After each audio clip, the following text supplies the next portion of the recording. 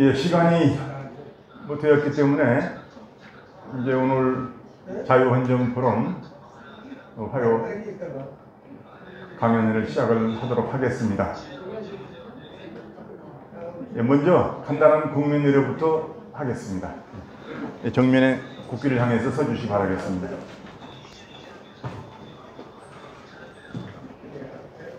예, 국기에 대하여 경례. 바로 이하 의례는 생략하겠습니다. 앉아주시기 바랍니다. 예, 오늘은 여러분이 너무 잘 아시고 우리 대한민국에서 정말 유명하시고 우리 대한민국 국민들에게 대한민국 역사를 어떻게 봐야 될 것인가에 대해서 좋은 글도 많이 쓰시고 또 가르치시기도 하시고 이런 멋진 삶을 살고 계신 이영훈 교수님 모셨습니다만은 이영훈 교수님 강의 듣기 전에 우리 포럼을 이끌고 계시는 공동대표의 한 분이신 우리 변정일 대표님 모셔서 간단한 인사 말씀을 듣고 시작하도록 하겠습니다.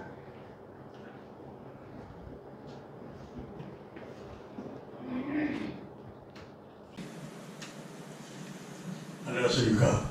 저 대표라기보다도 우리 포럼의 실무를 맡아서 약간의 실무를 맡아서 하는 사람 입장에서 회무 보고를 겸해서 몇 가지 말씀을 드리겠습니다. 저희 자유헌정 포럼이 좀 전에 삼정빌딩에 있었는데 여러분들 자주 다니시는 그 섬마을 식당 전주 비빔밥이 있는 그 5성 빌딩입니다. 5성 빌딩 11층 8호실로 옮겼습니다. 맨 꼭대기 층입니다. 혹시 궁금하신 일이 있으면 그쪽으로 방문해 주시기 바랍니다. 그리고 앞으로 이 강사를 외부 강사를 초빙해서 하는 강연회는 가급적이면은 여기는 좀 우리 헌정회 전체가 쓰는 회의장이기 때문에 가급적이면 이 회의장 사용을 자제하고 5성 빌딩에서 계속할 것입니다. 그리고 이제 우리가 대통령 선거 때까지는 거의 매주 빠짐없이 이 강연 행사를 했습니다만은 이제 대통령 선거가 지난 지도 벌써 6개월 됐네요. 오래됐고 그래서 가끔은 그 화요일 오후 강연 행사를 생략하는 경우가 있겠습니다. 우선 현재 이 대충 저희가 구상하고 있는 걸 말씀을 드리자면 오늘은 이제 이영훈 교수님을 모셨고요. 다음 주에는 공영방송의 문제점, 이 편파 보도를 중심으로 한 왜 그러한 문제들이 생기는지 공영방송의 실태에 관한 강연을 들을 계획입니다. 연사는 그 섭외가 되어 있는 상태고요. 그 다음에 요즘 제일 우리 국민들이 걱정하는 게 노동 문제입니다. 특히 민노총의 그 거친 활동, 이것이 우리 대한민국의 경제 성장을 가로막고 있고 또 자유시장 경제 질서를 교란시키고 있다. 많은 사람들이 그렇게 해서 걱정을 하고 있는데 이 민노총의 활동을 연결시켜서 보는 우리나라의 노동개혁의 문제, 이게 우리가 좀 더 깊이 알아야 될 문제가 아닐까 이렇게 생각을 하고 다음번쯤엔 10월달 들어서는 노동개혁에 관한 연사를 초빙해서 여러분과 함께 생각하고 토론하는 시간을 가져볼까 합니다. 그리고 또 한 가지요. 저도 잘 모르겠는데 5.18 유공자 명단들이 막 일부 돌아다니기도 하고 몇천 명이라고도 하고 몇만 명이라고 하고 이 하도 그 돌아다니고 있는 얘기들이 많아서 정확한 팩트를 우리가 좀 알 필요가 있겠다. 그런 생각에서 5.18 유공자 문제에 관해서도 언젠가 한번 시간을 가질 그런 계획으로 있습니다. 따라서 근데 우리가 아무리 좋은 시간을 가지더라도 여러분들이 와서 들어주셔야 의미가 있는 것이기 때문에 많은 참여를 해주시기 바랍니다. 그리고 그때그때마다 연사와 강연 주제 이거는 여러분들께 카톡으로 알려 올리겠습니다. 설사 혹시 자유환경 포럼 회원이 아니신 분이라도 우리 환경 회원이나 또는 기타 관심이 있는 분들 알고 싶으신 분이 있으면 미리 저희한테 전화번호를 주시면 그런 행사 때마다 알려드리고 초청의 글을 올리도록 하겠습니다. 우리 이용훈 교수님은 반일 종족주의 너무나 유명했죠. 몇 년 전에 아주 베스트셀러였는데 제가 이거 보고 하도 제가 몰랐던 거를 많이 알게 되고 느낌이 많아서 사실은 제가 고향이 제주도 아닙니까? 제주도에서 저와 생각을 같이 하는 분들에게 책을 한 20권쯤 사가지고 돌렸습니다. 돌렸더니 또 자기네들끼리 또 돌려서 보고 그러더라고요. 여러분들 기회가 되시면 그 반일 종족주의, 대한민국의 종족주의에 관한 얘기서부터 여러 가지 사회 문제 심층적으로 분석을 한 저서입니다. 아주 좋은 책입니다. 여러분들 읽어보시기를 권합니다. 그 권하는 것으로 제가 이용훈 교수님에 대한 소개를 마치고요. 지금 이용훈 교수님이 대외적으로는 이승만 학당 교장이라고 되어 있죠. 이승만 학당 교장으로 이렇게 알려져 있습니다. 여러분들 좋은 시간 되시기 바랍니다.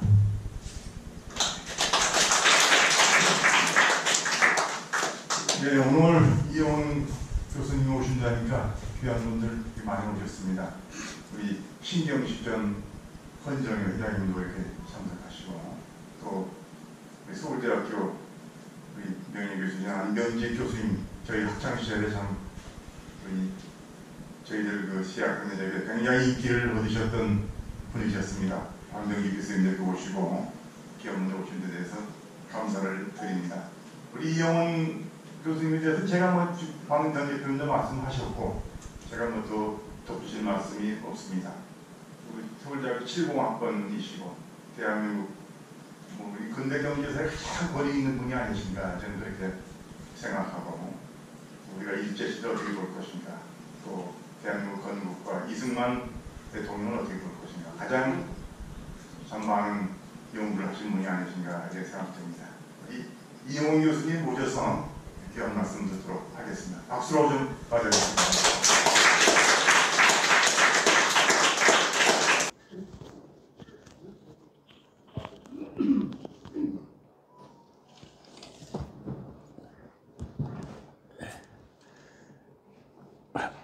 예, 여러분 안녕하십니까? 방금 소개받은 이영훈입니다. 저는 앞에 앉아 계시는 안병직 교수님의 제자입니다. 또 안병직 교수님이 서울대학교 경제학부에서 정년 퇴직하시자 또 제가 그 자리를 이어서 한 15년간 근무를 했고요. 지난 2017년에 정년 퇴직을 했는데 그러면서 이승만 학당이라는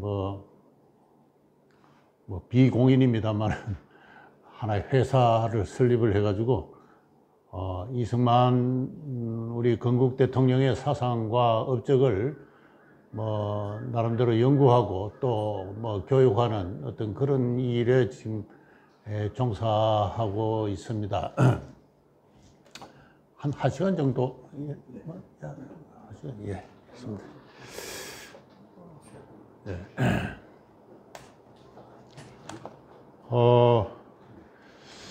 이승만 우리나라를 건국하는데 아마 그분이 없었으면은 아마 다른 나라가 세워졌을지도 모를 그러한 그 큰 공훈을 가지신 그 이승만 대통령에 대해서 오늘날 한국의 그 역사 교과서나 사회과 교과서들이 어떻게 가르치고 있는가 하는 것을 잠시 살펴보면은 그야말로 역사의 중요한 국면에 불쑥불쑥 나타나서 우리 민족의 그 올바른 방향 갈 길을 해방을 놓은 그런 사람으로 묘사되어 있습니다. 현행 한국사 교과서에서 이승만에 관한 언급은 한 세 대목 정도 나오는데요. 하나는 1919년 3.1운동 이후에 임시정부의 임시대통령으로 선출되었다 하는, 어디서 갑자기 튀어나와가지고 임시대통령으로 선출된 사람입니다. 이 사람이 어떤 사람이길래 비록 임시정부지만은 최초의 대통령으로 선출됐는가에 대한 하등의 설명이 없습니다. 그러면서 이승만은 임시대통령이 되기 전에 미국 국제연맹에게 위임 통치 청원을 했다. 이러한 일종의 매국적 행위를 함으로써 임시정부에 큰 분란을 일으켰다. 이런 이야기가 또 잠시 언급이 되고 있습니다. 그러고 나서는 이제 까마득하게 잊혀져 있다가 1946년에 정업 발언을 하는 대목으로 또 나옵니다. 그래서 1946년 6월 며칠인가요? 당시 이승만 박사는 전국을 남순을 순행을 하고 있었습니다. 그때 정읍에 들려가지고 우리가 통일정부를 고대하나 지금 여의치 않다. 그래서 남한만이라도 임시정부라도 세워야 된다 하는 이제 이런 이야기를 했습니다. 이게 당시 전국에 큰 충격을 던졌고 또 미군정은 소련과 협의해서 남한을 신탁 통치할 방침을 세우고 있었기 때문에 또 미군정도 크게 반발을 하고 했던 그런 큰 사건이 벌어졌습니다. 그런데 이 한국의 교과서는 바로 이 발언으로 인해서 남북의 분단이 초래되었다. 이런 식으로 또 쓰고 있습니다. 그러고 나서는 또 초대 대통령으로 당선된 다음에 이제 장기 집권 부정부패를 일삼다가 이제 국민에 의해서 이제 축출되었다. 이런 식으로 간략하게 고등학교 한국사 교과서가 쓰여져 있어서 이 교과서를 배우는 학생들은 벌써 그래 된 지가 한 세대가 넘는 것 같습니다만은 이승만을 다 우리 역사의 정상적인 진로를 방해한 악인 정도로 그렇게 다 이해를 하고 있습니다. 이게 국민적인 상식이다 이렇게 이야기해도 좋겠습니다. 이승만 학당을 운영하고 있다 하면은 많은 사람들이 처음부터 상당한 경계심을 드러내면서 좀 환영하는 사람도 있지만 오히려 제가 보기에는 좀 뭔가 경계심을 드러내는 사람들이 오히려 더 다수가 아닐까 그런 생각이 들 정도입니다. 이 국민교육에서 그럴 뿐만 아니라 이 대학에서도 이승만을 연구한 학자들이 몇 명이 있습니다. 몇 명이 있는데 아주 비판적인 입장에서 쓴 책들이 많고요. 그런 책들을 제가 이렇게 쭉 분석해서 읽어보면은 누구 하나도 이승만의 주요 저작 독립정신이라든가 한국교회 피박을 철저하게 읽고 분석한 그런 사람이 없습니다. 그런 사람이 없고 그냥 피상적으로 이승만은 외교주의자로서 세계 정세, 국제 정세의 시세에 박모, 친미주의자였다. 그런 정도로 되게 그리고 양복을 입고 호텔이나 다니면서 외국인들과 만나서 독립을 운동을 했는데 그게 무슨 독립운동이냐는 식의 그런 식의 비아냥거림도 적지 않은 책에서 이루어지고 있는 그러한 실적입니다. 그래서 지난 한 몇 년간 여러 가지 국내 정치적인 사정에 따라서 이승만 대통령에 대한 어떤 재조명이 여러 군데서 활발하게 이루어져 있고, 특히 뭐 광화문에서 이루어지는 뭐 태극기 집회는 그걸 주도한 어떤 그 목사님이 뭐 이걸 이승만 광장이라고 하자 뭐 이렇게 하면서 이 자리에 이승만 기념관을 세우겠다 이렇게 공언도 하기도 해서 지금 상당한 정도로 이승만 대통령에 대한 어떤 그 국민적인 인식은 상당히 개선되고 있는 도중이 아닌가 그렇게 생각합니다. 뭐 그럼에도 불구하고 전반적으로는 이승만 대통령에 대한 생애의 그 업적과 철학에 대한 연구는 그야말로 턱없이 부족한 실정이다 이렇게 생각하고 있습니다. 한국의 정치학계가 공식적으로 이승만 대통령에 대해서 관심을 가져본 적이 없습니다. 제가 근무했던 대학에서 정치학과 교수들이 또 역사학과 교수들이 몇몇이 모여서 뭐 서재필 선생을 그 연구하는 그 그룹 스터디를 그 운영한 적도 있고, 또 뭐 6.1전 선생의 서유견문을 또 연구한다는 그런 이야기도 듣고 했습니다만, 이승만의 독립정신을 읽고 연구한다는 소리를 아직 들어본 적이 없습니다. 이 요사이는 인터넷으로 아주 이 출간에 관한 정보가 총망라되어 있는데, 뭐 교보문고나 또는 국회 도서관이나 또는 서울대학 도서관에 들어가서 이승만 독립정신을 쳐보십시오. 독립정신 자체를 텍스트로 한 연구서가 지금까지 없습니다.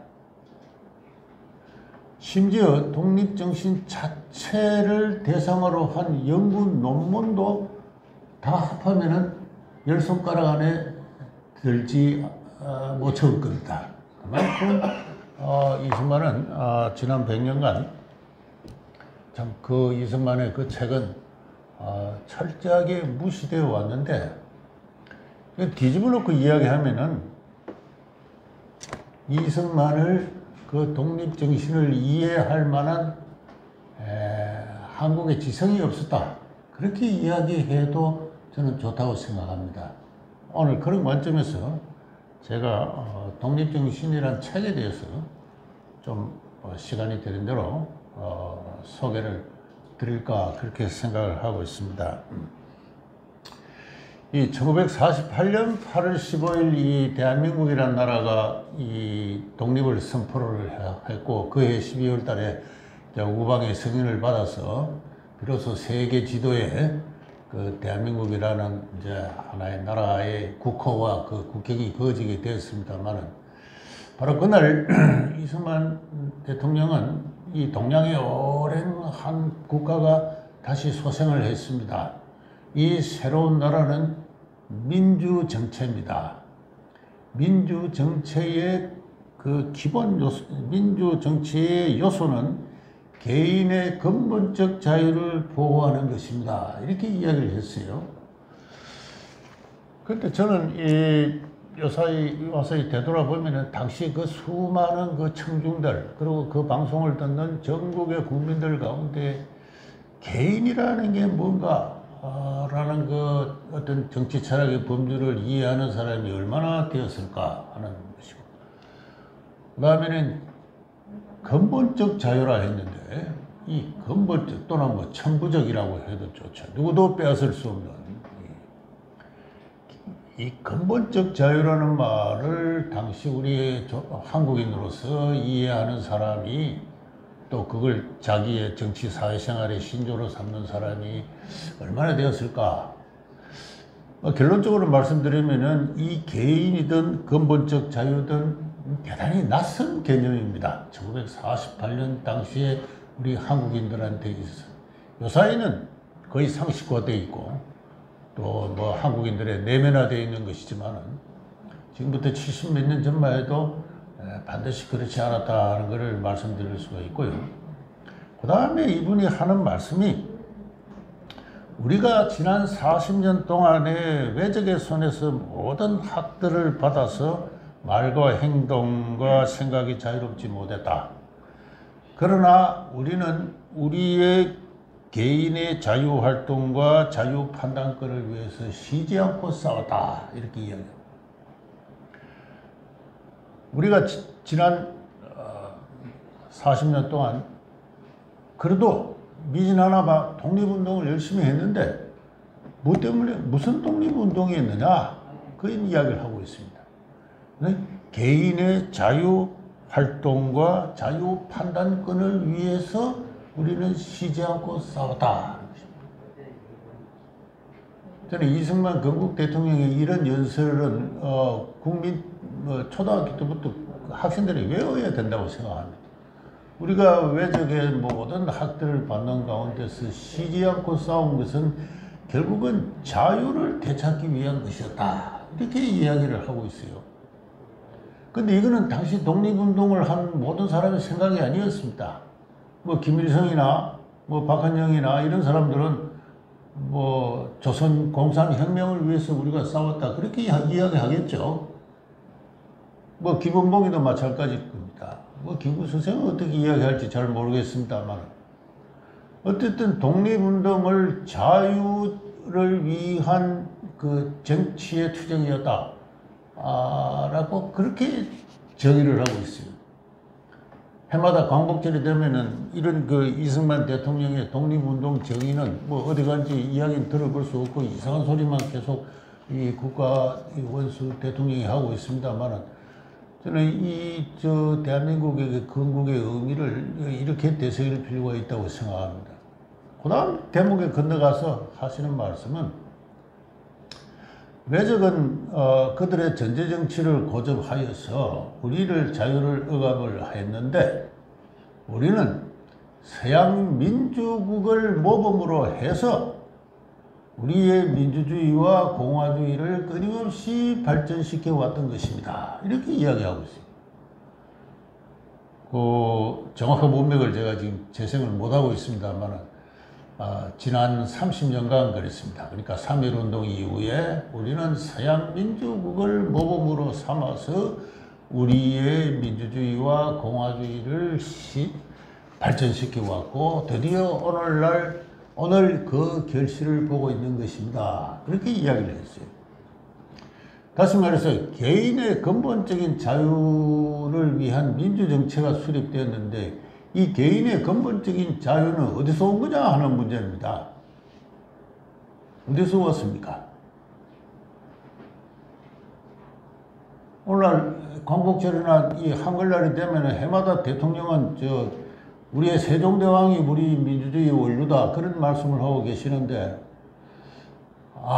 그건 곤란한 이야기입니다. 정말 곤란한 이야기고 세종대왕은 참 뭐 훌륭한 임금일 수도 있지만은 한국의 민주주의하고는 아무 관련이 없는 분인데 언제부턴가 그런 그 역사에 뭐 좀 괴상스러운 담론이 이제 유행을 지금 하고 있는데 우리는 서양 민주국을 모범으로 해서 우리의 자유를 위한 투쟁을 멈추지 않았다. 이런 이야기를 이승만 대통령이 했습니다. 근데 바로 그건 이제 미국 혁명을 말합니다. 이승만의 여러 그런 이야기를 처음 한 것이 아니고 그 이전부터 오래전부터 되풀이해서 해오던 이야기가 이제 건국 대통령의 그 독립선언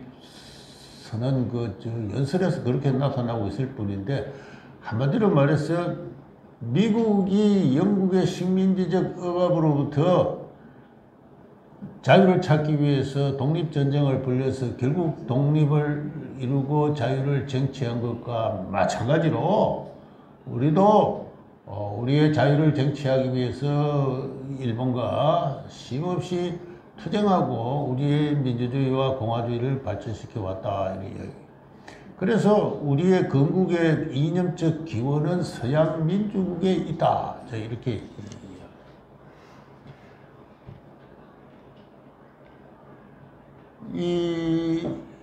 그 말씀을 지금 70년이 지난 여기 와서도 되새겨보아도 구구절절히 옳은 이야기입니다. 사람들은 이제 제가 이런 이야기를 하거나 또 어떤 사람이 이런 이야기를 하면 야 서양 중심주의다 뭐 서구 중심주의다 뭐 이런 이야기를 많이 한다 하고 외세 의존주의니 뭐 이런 이야기를 많이 하는데 저는 뭐 동양이니 서양이니 뭐 동양 중심주의니 서양 중심주의니 이런 식으로 이 오늘날의 세계의 현실을 그 이분법적으로 가르고 또 역사의 판단을 그렇게 나누는 건 참 그 철지나간 생각이라고 생각합니다. 서구 중심주의는 더 없습니다. 제가 심심할 때마다 뭐 베토벤의 음악을 틀어놓고 한 시간씩 듣고 하는 건 제가 베토벤을 숭배하거나 독일을 숭배해서 결코 그런 것은 아닙니다. 그것이 매우 훌륭하고 전 인류가 공유할 만한 아름다움을 갖고 있기 때문에 그런 것이죠. 제가 뭐 고호나 고갱의 작품을 보고 감상하고 탄탄하는 것은 제가 그 스페인 숭배주의자로서 그런 건 결코 아닙니다. 세계인이 공유하는 아름다움이 있는 것이죠. 자유란 것도 마찬가지입니다. 서구에서 발생한 것이지만은 기독교 문명이 발생시킨 것이지만은 세계적으로 확산되어 가는 세계적인 보편성을 갖고 있는 거죠. 뭐 더 이상 서구 중심주의니 뭐 이런 이야기를 그 제국주의 시대나 하는 이야기지. 지금 와서도 그런 이야기를 하면서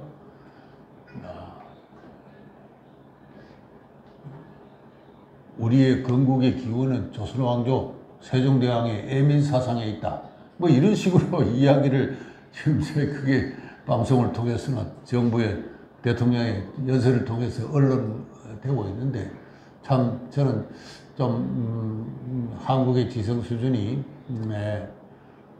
특히 그 뭐 정계에 계시던 분이 많습니다만은 이 정치인들의 어떤 책임 있는 어떤 그 대국민 어떤 은설에서 나타나는 그 역사의식이나 지성 수준에는 참 문제가 있다. 저는 그런 생각을 많이 하고 있습니다. 이승만 대통령은 평생 자주 그 집권기에 방송에 나가서 뭐 여러 연설도 하고 그분만큼 대통령 재임 12년 기간에 많은 글을 남기신 분이 없을 겁니다. 이승만 대통령 담화집이라고 이렇게 세 권이 공보처에서 나와 있는데요. 그 모두 친필 직접 쓰신 겁니다. 이분은 연로하시기도 했지만은 저녁 시간이 되면은 뭐 그렇게 사람을 만나는 적이 없고 조용히 앉아서 글 쓰는 것을 일상생활로 하고 그 글은 전부 국민들을 향한 담화였습니다. 거기서 자주 또 방송에 나와서도 이야기하는 것은 나는 50년의 혁명가로서 살아왔다. 자유를 위한 혁명가로서 나는 내 일생을 살았다. 이런 이야기를 합니다. 우리 이승만 대통령을 이해하는 데 있어서 가장 중요한 키워드는 자유입니다. 우리 한국사에서 최초로 자유 이념을 전 체계적으로 이해를 했고 그리고 이 자유 이념을 바탕으로 한 새로운 국가를 세우는데 일생을 바쳤던 그러한 혁명가였다고 생각합니다. 논어에 보면은 이 공자님이 나의 도는 이리관지다. 오직 인일 뿐이다. 오도이 이리관지 인의 이런 말이 있습니다. 근데 저는 뭐 그 말에 빗대서 이승만 우남 선생의 그 표현하면은 우남 선생의 도는 오로지 자유로서 평생을 그거로서 이리관지했습니다. 이분은 그 위에 다른 일을 해본 적이 없습니다. 또 그 노선을 벗어나는 어떠한 사람과도 타협을 모색한 적도 없습니다. 당대에 이승만 그 박사와 더불어 독립운동에 한 큰 그 산봉우리를 이뤘던 분이 이 안창호 선생인데요. 안창호 선생은 이승만과 같은 자유주의자가 아니었습니다. 그분은 아주 훌륭한 고상한 인격자였지만은 민족주의자였어요. 민족주의자였기 때문에 공산주의자들과 끊임없이 대동단결을 모색했습니다. 대공주의라고 해요. 근데 그거는 될 일이 아닙니다. 될 일이 아닌데 열심히 추구를 하셨죠. 안 될 일을 열심히 추구한 그 노력만큼은 가상합니다만 결국 안 되는 거예요. 안 되는 겁니다. 소위 민족유일당이라는 것을 임시정부가 사실상 해체된 이후에 그걸 만들어 보려고 그렇게 애를 쓰시다가 결국 실패를 하고 이제 국내로 체포되어 들어왔습니다만, 이승만 대통령은 안 될 일을 시도하지는 않았습니다. 한 번도 자유라는 길 밖을 벗어나서 다른 사람과 독립운동을 해야 되니까 우리 힘을 합치지 않느냐, 그래서 서로 생각이 다른 사람이라도 하나로 다 모이자, 그렇게 하지 않았습니다. 제가 아는 한 한 번도 그런 적이 없습니다. 없고, 이분은 일종의 종교적 신앙심을 갖고 종교적 신앙심으로서 자유의 길에 일로 매진, 일이관지 했던 분이고, 바로 그 문제로 인해서 그를 이해할 수 없는 많은 사람들이 그분을 독선적이다, 지나치게 유아독존이다, 고집불통이다, 관종적이지 못하다, 이런 식으로 비판을 했죠. 그러나 많은 사람들이 기대했던 대로 그런 식으로 다른 이념이나 다른 노설과 타협을 추구를 하고 소위 대공적, 대동단계를 추구하는 그러한 노선을 걸었었다면 이승만 역시 실패했을 겁니다. 그러나 그는 끝내 그를 지지하는 동지들과 함께 한기를 갖고 그 한기를 끝까지 고수한 결과 결국 대한민국이 건국에까지 이르렀다, 이렇게 이야기를 할 수가 있는데요. 이분이 내가 우리 조국을 자유 이념의 바탕을 둔 새로운 국가로 건설해야 되겠다고 결심을 하는 것은 아마 제가 보기에는 한 1897년 배제학당을 졸업하기 전 일이 아니었을까, 그렇게 생각을 합니다. 그는 그 조선왕조의 선파, 이 양녕대군의 후손으로서, 종손은 아닙니다만은, 이렇게 많이 갈라진 이 지손입니다만은, 어쨌든 당시로서는 국반에 해당하는 아주 고급 양반 신분의 출신이었고, 또 더구나 그것도 서울에 있었기 때문에 운명적으로 이 개항 이후에 격변하는 조선의 정치사에 관계를 하지 않을 수 없는 그와 같은 신분으로 태어났습니다. 다 잘 아시는 대로 나이 20세까지는 과거 시험을 위해서 사서오경을 독파를 했고, 또 상당한 능력을 또 주변에 과시하곤 했습니다만, 과부경장 이후에 과거제가 폐지되자 배제학당에 들어가서 그래서 뭔가 영어로도 비워두면 정부의 쓰임새가 있지 않을까라는 기대에서 갔다고 합니다만은, 나는 거기서 영어보다도 훨씬 더 중요한 자유라는 이념을 알게 되었다, 그렇게 나중에 이야기를 했습니다.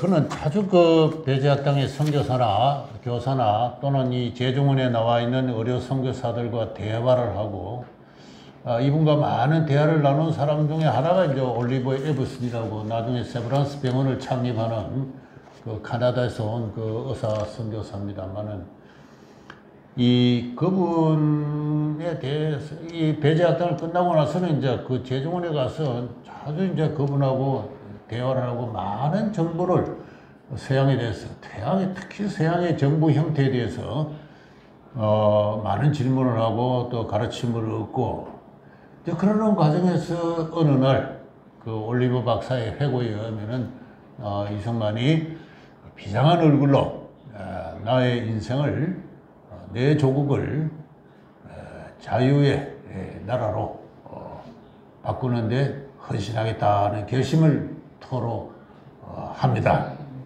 그래서 이 올리버 박사는 당신이 말하는 그 길이 얼마나 험난한 길인지, 세계사에서 얼마나 많은 사람이 그 길을 가다가 피를 흘렸는지 그 점을 생각하고 신중하게 이야기해라 라고, 이렇게 그래도 좋은가 라고 물었습니다. 그랬더니 이승만이 잠시 침묵을 하다가 그래도 내가 그 길을 가겠습니다. 이렇게 결심을 밝혔어요. 올리버 박사의 회고에 의하면은. 그래서 그게 아마 정확한 연도를 모르겠습니다만 한 1897년 뭐 상반기경이 아닐까 저는 그렇게 생각을 하는데, 이후 올리버 박사가 그분은 1885년인가 이 한국에 와서 1930년까지 근 40년 이상을 한국에서 살았습니다. 살았고, 1930년에 이제 정년퇴직해서 이제 조국으로 돌아가가지고 이 한국에서의 생활에 관한 그 방대한 회고록을 남겼는데, 거기에 보면은 그 이승만에 관한 한 차태가 있는데, 방금 제가 말씀드린 이 이야기를 소개한 다음에 이후 오랜 세월 그가 살은 그 과정을 보면은 그는 당초 나에게 토로한 결심, 그 혁명가의 결의에 매우 충실했다. 그는 수많은 고초를 겪고 얼마 뒤에 한성 감옥에 5년 7개월 갇혔죠. 그리고 많은 일을 겪지만은 한 번도 그의 결심을 굽히거나 다른 길을 가본 적이 없다. 나는 그런 사람은 그 일이 무엇이든 간에 위대한 사람이라고 이야기하지 않을 수 없다. 이런 이야기를 했습니다. 나중에 1949년에 나라가 세워진 다음에 이 이승만 대통령은 아직도 생존하고 있는 올리버 박사를 초청해서 건국훈장을 수여했어요. 그 자리에서 올리버 박사는 옛날 이야기, 그러니까 지금부터 한 54년 전 이야기를 한 거죠. 그때 우리는 절겨 반역을 논의했지요. 우리는 그때 반역가들이었습니다. 이렇게 서로 농담을 주고받는 이제 그런 장면도 그 회고록에 나옵니다. 이 올리버 박사의 그 회고록에서도 이야기했듯이 이승만은 1897년에 자기의 갈 길을 정하고 나서 이 평생을 그 일이관지했다고, 그 사람을 아는, 그 젊은 시절에 그를 아는 올리버 박사부터 그를 따르는 많은 사람들, 그리고 그 스스로 자유를 위한 혁명가로서 일이관지하는 그 인생이었다. 그렇게 이야기를 할 수 있습니다. 그래서 이 기울어져가는 이 조선왕조 말기에 한 인물이 태어나가지고 그 자유의 혁명가로서 살기를 결심을 하고, 그리고 뭐 독립협회 운동이라든가 애국 개몽 활동에 종사하다가로 미국에 건너가가지고 독립운동의 기지를 확보를 하고, 그렇게 해서 그 일이관지하는 그 40년간의 그 적공의 결과로 대한민국이 세워졌다. 저는 한국의 근현대사의 정통적인 흐름은 그렇게 잡아야 된다고 생각합니다. 그런 걸 역사책에 써야 된다고 생각해요. 그래야 우리의 어린 젊은이들이 이 나라가 어떻게 세워졌는지, 조선 왕조가 어떤 연속성을 갖는 것인지,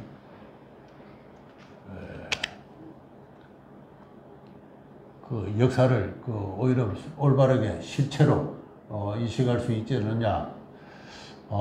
저는 그런 의미에서 이승만 대통령의 그 평생의 사상과 업적을 앞으로도 많이 연구를 해야 되고, 또 그것을 국민 교육으로까지 보급을 해서 국민적 상식으로 이게 전파를 하는 일이 앞으로 대한민국이 참 세계에서는 이 선진국으로서 자리매김하는 가장 중요한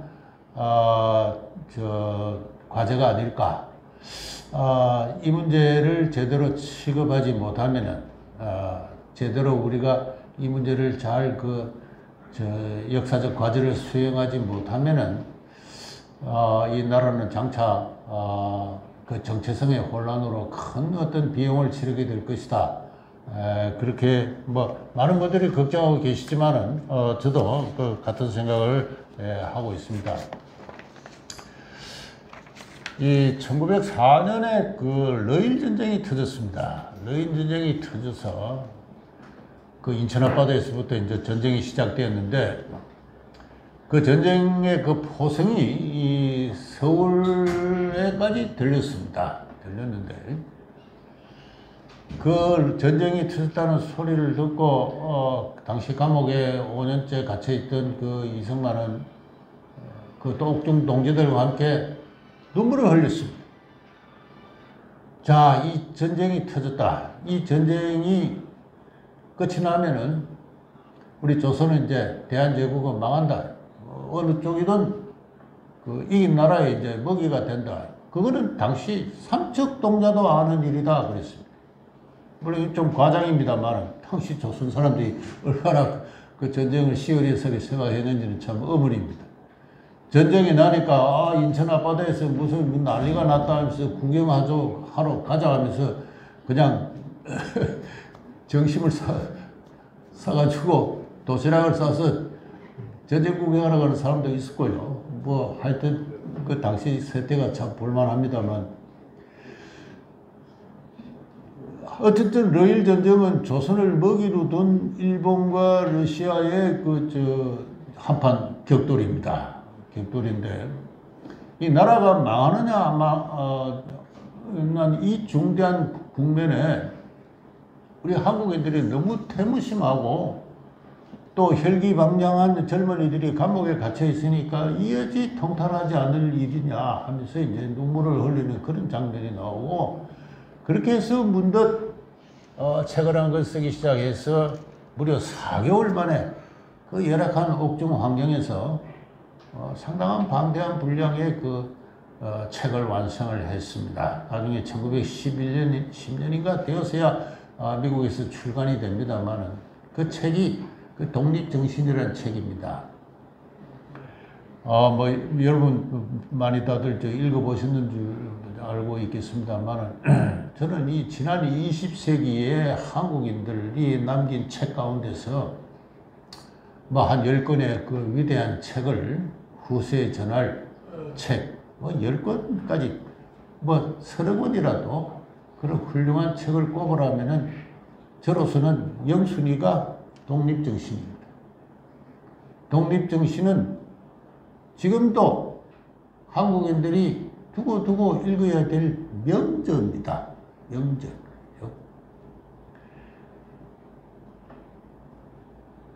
왜 대한제국이 우리 조선이 이렇게 망하게 됐느냐?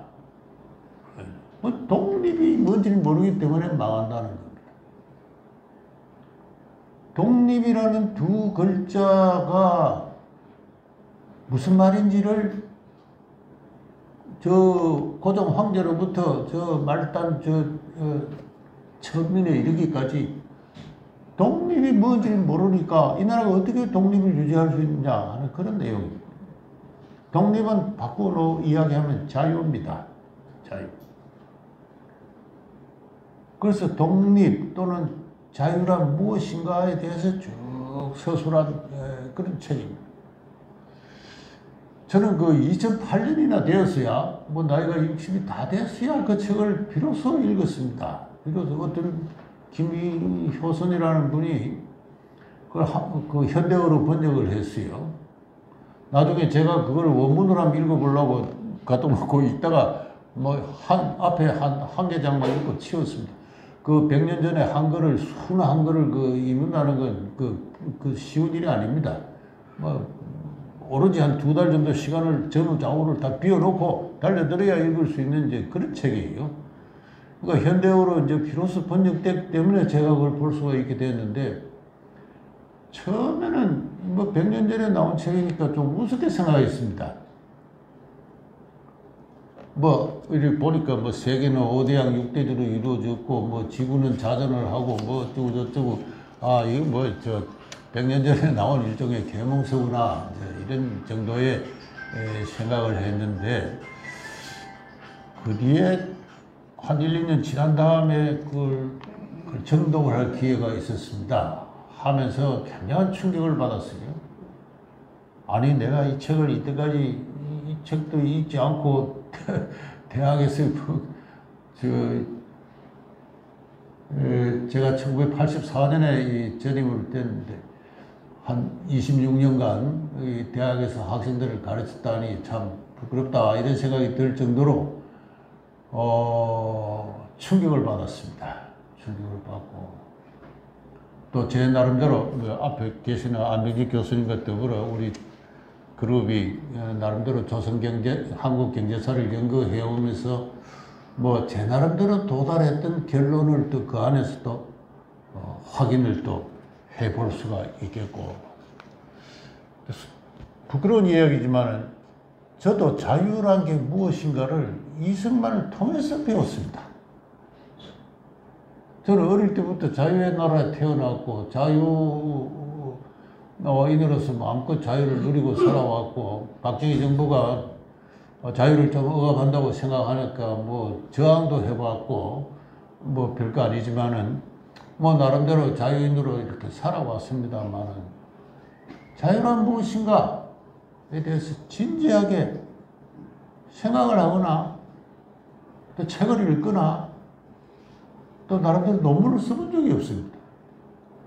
그냥 자유란 것은 뭐 그저 그렇게 당연하게 있어야 할 것으로 생각을 해왔는 그런 정도지만, 자유의 그 인간성, 인간 이해, 자유의 정치, 자유의 경제, 뭐 이런 그 하나의 체계적인 어떤 독서를 한 적도 없고, 그렇습니다. 그래서 이 책의 제 1장과 7장을 보면은 이제 자유란 무엇이냐, 독립이란 무엇이냐, 뭐해서 아주 원론적인 어떤 그런 서술을 하고 있습니다. 자유란 것은 남의 힘을 빌리지 않고 자기 힘으로 제 몸을 사용해서 살아가는 것이다. 뭐 이런 수준의 이야기인데, 그 6장까지 그런 이야기를 하다가 7장으로 넘어가서 6장 말미에서 자, 그러면 이 자유가 무엇인지 좀 더 구체적으로 살펴봅시다. 이렇게 이야기를 하면서 7장을 딱 넘기면은 콜럼버스 신대륙 이야기가 나와요. 그래서 처음에는 그걸 잘 이해를 못했습니다. 뭐 자유란 무엇인가 좀 알아보자 해놓고 갑자기 왜 신대륙 발견 이야기를 나오느냐 이렇게 생각했는데, 제가 쭉 읽다가 보니까 아주 머리가 번쩍 뜨이는 느낌이 들었습니다. 결론적으로 말씀드리면은 신대륙의 발견, 종교개혁, 뭐 거의 그 같은 시기입니다만은 그걸 전후해서 유럽인들이 자유를 먼저 알게 되었다. 이 5대양 6대주를 배를 타고 다니면서 전 지구적 규모로 통상을 하고 하면서 그 온갖 기기묘묘한 자원을 알게 되고 지식을 알게 되고 또 상호 경쟁을 하고 통상을 하면서 정보를 교환하다 보니까 과학이 발달하고 문명이 개화가 이루어졌다. 그래서 자유란 것은 결국은 통상이요, 또 개화요, 뭐 학문이다 하는 그런 이야기를 쭉 이렇게 씁니다. 그래서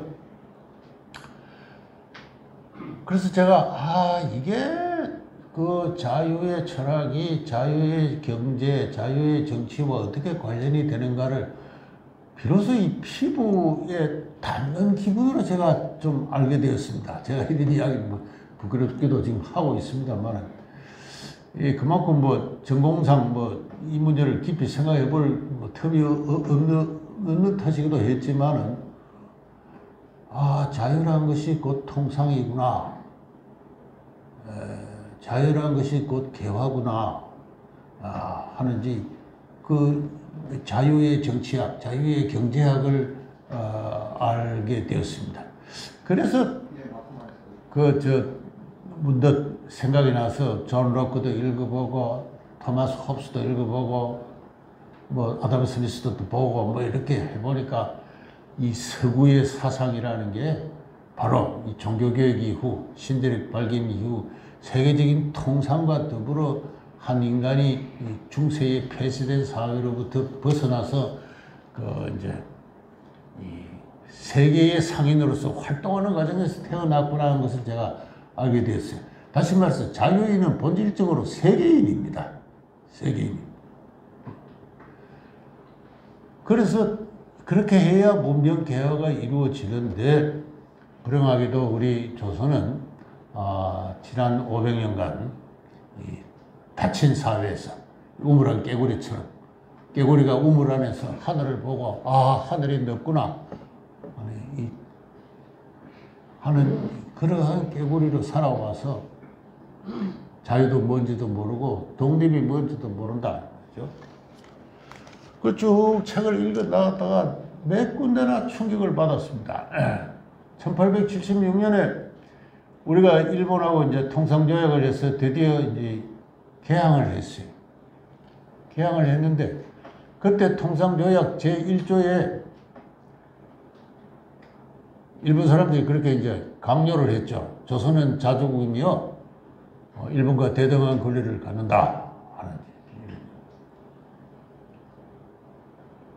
근데 이승만은 뭐라고 해석하느냐 하면은 이것이야말로 온 국민이 경축해야 될 사건이었다.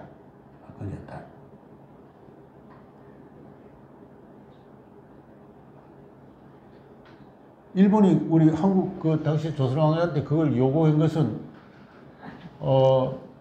빨리 조선도 중국에서부터 독립해서 우리 서로 협력해가지고 장차 닥칠 저 러시아를 공동으로 막자는 그와 같은 그 일본의 동아시아 연맹론에서 나온 이야기입니다. 저 앞으로 저 시베리아를 건너서 러시아 세계 최강국 저 러시아를 어떻게 막을 것인가가 당시 일본의 지도자들은 명치유신의 지도자들은 최대의 관심사였고 그런 의미에서 이 같은 황인종인 이 조선과 중국이 서로 삼국이 서로 이렇게 협력할 필요가 있다는 게 당시 일본인 지도자들의 생각이었어요. 그게 이제 나중에 되면 이제 탈라론이라 해서 이제 그 완전히 바뀝니다만은 어쨌든 그 조선은 자주국이다라고 한 것은 일본의 그와 같은 그 의도였는데 조선은 당연히 그것을 지렛대로 해가지고 그것을 어떤 일종의 말하자면 외교적 자원으로 해서 중국과 협상을 해서 독립을 모색해야 될 이제 그러한 중요한 그 유리한 계기가 주어졌던 것인데 이승만은 이것이야말로 국민적 경축 사건인데 아무도 독립이 무엇인지를 모르니까 자주가 무엇인지 모르니까 그 아까운 기회를 놓쳤다 그렇게 해석하고 있어요. 저는 거기에 막 감복했습니다. 제가 역사를 그렇게 해석하는 사람을 이전에 본 적도 없어요. 본 적도 없어요. 오늘 역사책에 보면 어떻게 되는지 아십니까? 일본은 조선을 집어삼킬 야욕을 가지기 위해서 중국으로부터 떼내려고 했다. 그래서 그 우리에게 그런 그 조약을 강요했다. 이런 이야기. 그가 역사를 해석하는 것 자체가 혁명적인. 1887년에 조선 왕조가 그 미국의 공사를 파견했어요. 미국의 공사를 파견했는데 이승만은 그 사건을 두고 이것이야말로 또 하나의 전 국민이 경축할 일이었다. 워싱턴에 박정량 그 공사가 도착을 하니까 열국의 외교관들이 그를 동등한 외교관으로서 대우를 했습니다. 그것은 따라서 당시 워싱턴의 외교관에서는 조선이 이제 중국으로부터 독립하려는가 보다 그렇게 생각했다는 겁니다. 그런데 당시 청국이 워낙 간섭이 심해서 1년도 못 있다가 이제 박정량 씨는 철수를 하고 말았습니다. 이후는 이제 미국에 이제 공사가 파견되지 않았죠. 일종의 대리공사 체제로 이렇게 좀 지냈습니다만. 이승만은 1887년에 그 미국 공사의 파견과 미국 정부의 환대와 열국 외교관의 이 환영이야말로 조선의 독립 사건으로서 가장 중요한 우리가 경축해야 될 사건이었으나 우리는 독립이 뭔지 모르기 때문에 그 모든 기회를 다 놓쳤다 하는 그런 이야기입니다. 뭐 이런 이야기 그런 관점에서 역사를 해석하고 있어요. 그 이승만은 한국 최초의 근대적인 역사가입니다. 역사가. 한국 최초의 근대적인 역사가를 흔히들 신채호 선생으로 꼽고 있지만 제가 볼 때는 그렇지 않습니다. 신채호 선생보다 앞서 1904년에 이승만이 쓴 독립정신의 절반이 그 한국 최초의 자유의 이념이 입각한 역사책입니다. 그렇게 해서 그 독립정신이 그런 식으로 역사를 쭉 서술을 한 다음에 세계 정치를 소개합니다. 세계는 전제국가가 있고 입헌 군주국가가 있고 또 민주정치가 있는데 우리 조선은 중국, 러시아와 마찬가지로 아라사와 마찬가지로 이 전제정치다. 전제정치다. 그 다음에 이제 영국이나 일본이나 뭐 이런 독일 같은 나라가 이제 입헌 군주제고, 그 다음에 이제 프랑스나 미국 같은 나라가 이제 민주정치인데 대통령을 국민이 뽑는 것인데 쭉 소개를 합니다. 소개를 한 다음에 그러면 우리가 지금 이 민주정치나 이 입헌군주를 할 수 있느냐? 이승만은 없다고 봤습니다. 흔히 독립정신이라는 책에서 이승만이 민주주의 정치 제도를 주장했다고 생각하면은 그건 반드시 옳은 이야기는 아닙니다. 그는 궁극적으로 미국과 같은 민주정치로 나아가야 된다는 그런 목적에서 책을 썼습니다만은 당장의 조선의 현실에서는 그게 불가능하다고 생각했습니다. 그래서 당시에 조선의 현실이 어떠했는가에 대해서도 책이 많이 나오는데 지금 여러 글을 통해서 다 많은 사람들도 이야기를 하고 있는 겁니다만은 우선 관료가 도적화돼 관리들은 학정과 부정부패를 일삼는다. 백성을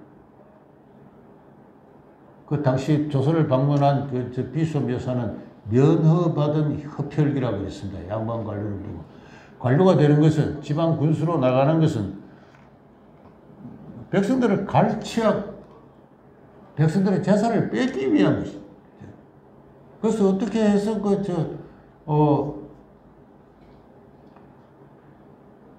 말하자면 관직의 명예와 더불어 그 재산을 모으기 위한 이런 이재 수단으로서 관직을 추구하는 열풍이 그야말로 하나의 시대의 성풍을 이루고 있었습니다.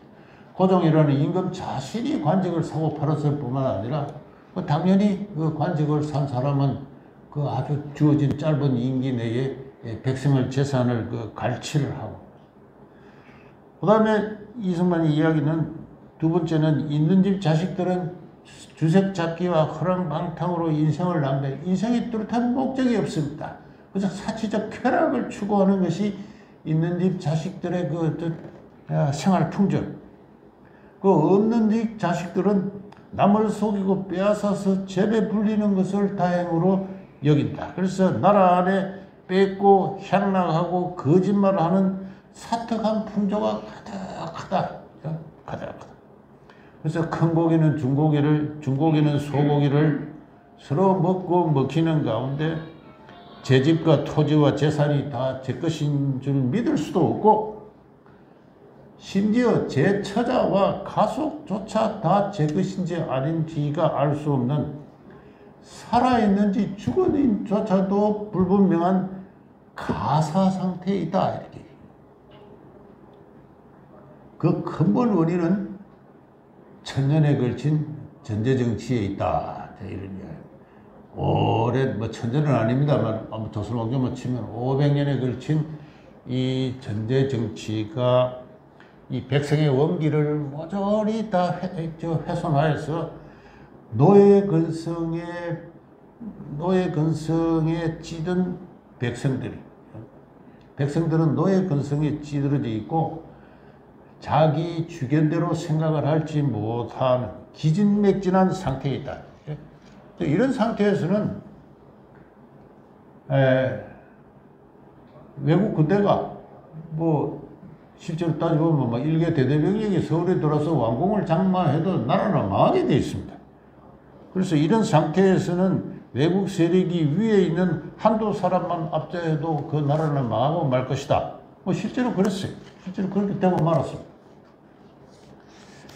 그래서 우리 조선인들의 마음을 억제고 있는 8가지 그 결박을 이야기합니다. 첫째는 양반과 쌍놈의 신분, 등분이죠. 그 다음에 제 뜻대로 생각하지 못한다. 관리에 대한 노예적 복종. 또 어리가 무엇인지 모른다. 사사로운 생각이 가득하다. 구습에 찌들어 있다. 그 다음에 거짓말하는 악설이 너무나 도도하다. 그리고 이제 독립과 자유가 뭔지 모른다 하는 일이에요. 특히 가슴 아파한 것이 거짓말하는 풍조입니다. 그래서 위에는 아래를 속이고 자식은 아비를 속이고 남을 잘 속이면은 총명하다 하고 잘 못 속이면은 반편이다 그런다. 거짓말로 집안을 다스리고 뭐 우리 조상은 어땠느니 뭐 어땠느니 족보를 꾸미고 한다 그런 이야기. 거짓말로 친구와 교제하고 거짓말로 다른 나라와 교섭하니 세계는 대한과 천국을 거짓말의 천지라 하여서 이 외교관을 파견해도 모두 이마살을 찡그리고 부임해 오기를 좋아하지 않는다.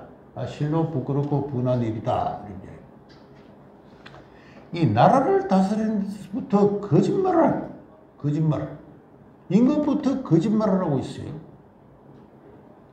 그리고 일상생활에서 친구들과의 교제에 있어서도 심지어는 아버지가 아들을 가르치는 데 있어서도 거짓말을 해요. 다들. 그래서 거짓말하는 풍조가 하늘나라에 가득해서 이런 상태에서는 도저히 독립을 유지할 수가 없다. 읽고 있으면 참 가슴이 아파요. 가슴이 아픕니다. 그래서 근데 이 이승만뿐만 아니라 이승만만큼 당시 시대를 아파했던 사람이 윤치호라는 분인데 그분의 일기를 봐도 이런 이야기가 너무나 자주 나옵니다. 이 고종이라는 임금이 얼마나 그 거짓말을 하고 있는 사람인가. 그 독립유포가 만민공동회가 열려가지고 이제 헌의육조를 올렸습니다. 우리도 의회 같은 것을 하나 설치합시다. 해서 중추원을 그 임금이 좋다 그랬습니다. 그래서 모든 그 만민공동회에 모인 사람들이 참 임금님 만세를 부르고 헤어지고 했는데 그 며칠 뒤에 그 임금이 고종 황제가 윤치호를 불러요. 밤에요. 그래서 밤중에 이제 부르니까 갔으니까 뭐 이제 이렇게 노고를 치하를 하면서 그래 뭐 그 안부도 묻고 어디 살고 있느냐도 묻고 뭐 이렇게 임금이 좋은 낯빛으로 격려를 해서 상당히 윤치호는 그날 일기에 보면은 참 임금의 은혜에 감사하다 이런 이야기를 썼는데 그 다음날 새벽에 윤치호를 체포하기 위한 경찰이 검경이 집에 들이닥칩니다.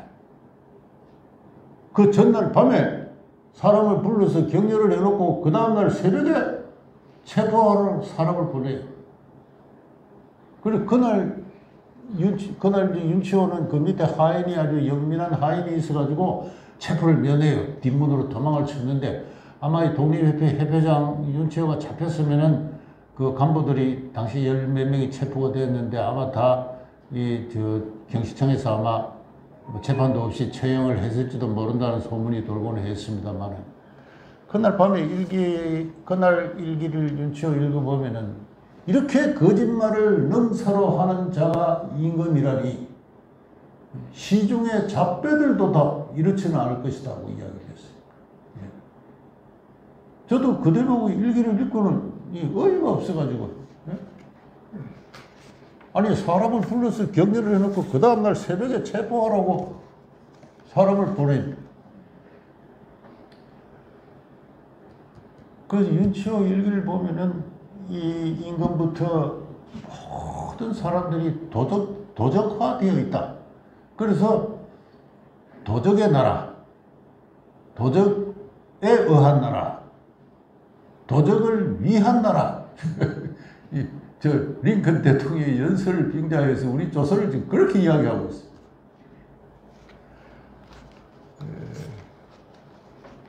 그래서 이승만은 일본이나 뭐 누가 자 너희들 독립해라고 독립을 시켜준들 독립할 능력이 있느냐? 나중에 그런 이제 글도 쓰고 그랬습니다.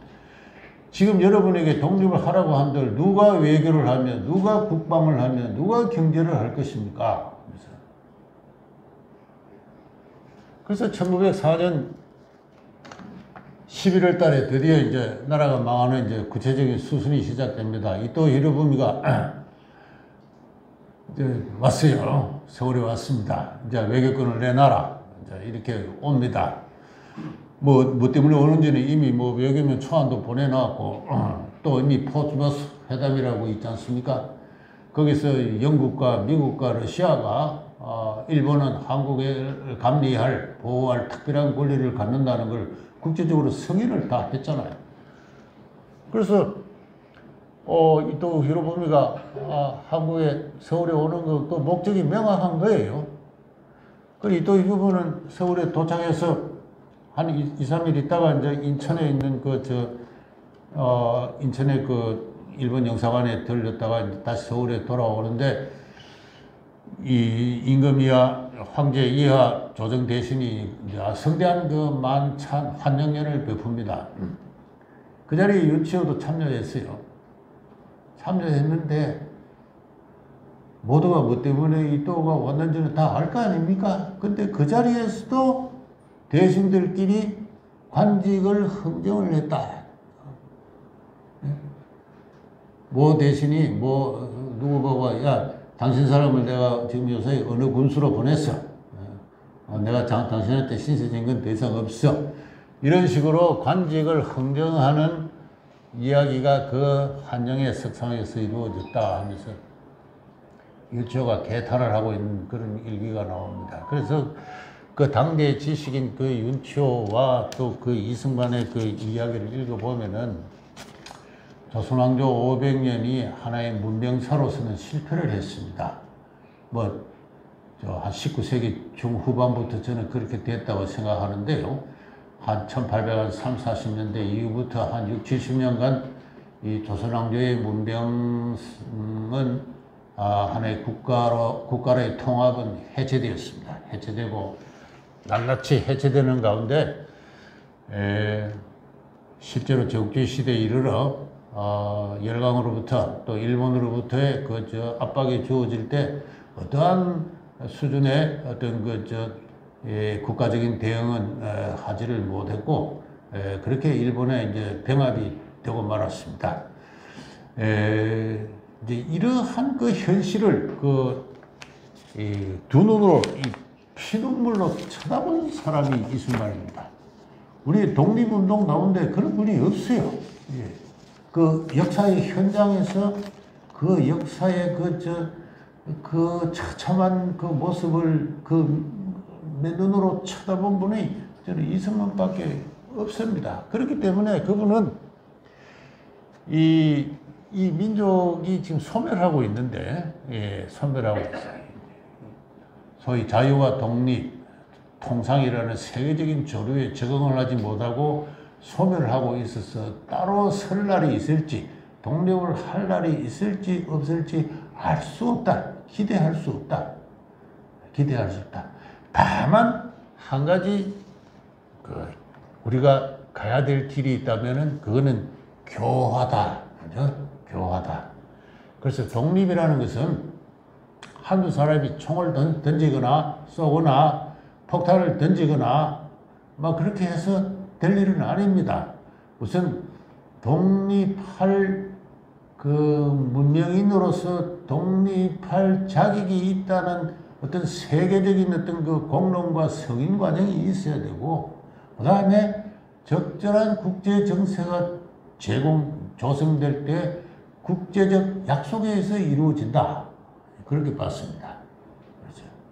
한국인이 문명인으로서 성숙을 하고 자유와 독립의 인간으로 성숙을 하고, 두 번째,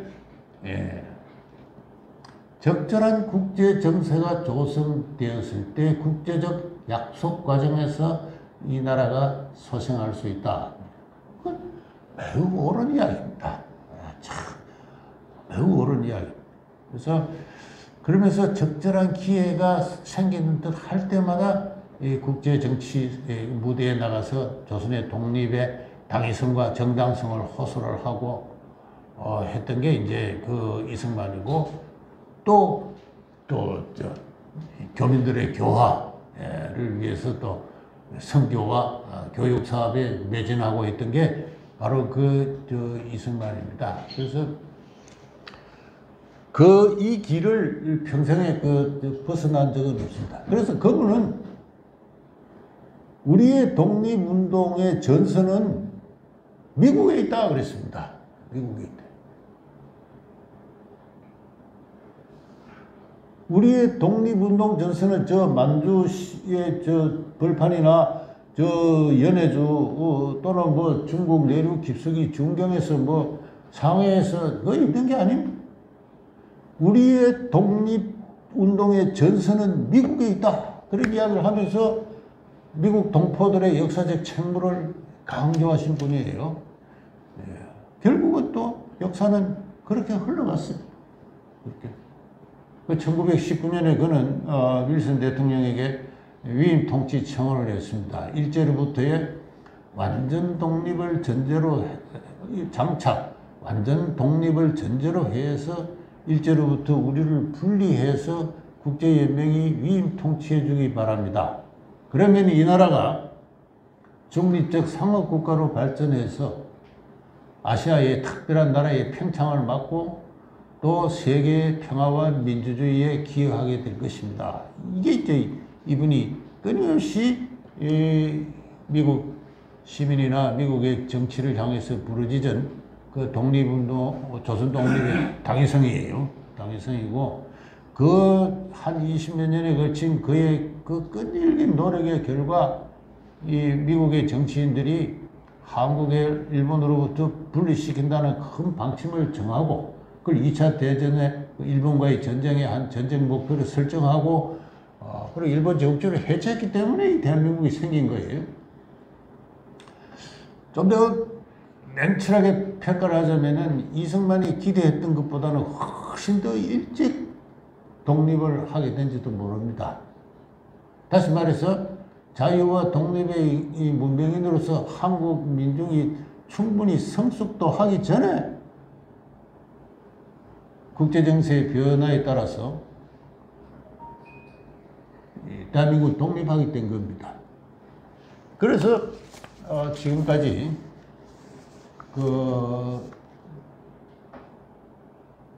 이 독립하게 된 어떤 경위와 그 기본 정신에 대해서 아직도 바로 그걸 이끈 어떤 역사의 그 원훈에 대해서 이렇게까지 국민적인 어떤 무지와 매도가 지속되고 있는 게 아닌가, 그렇게 생각을 합니다.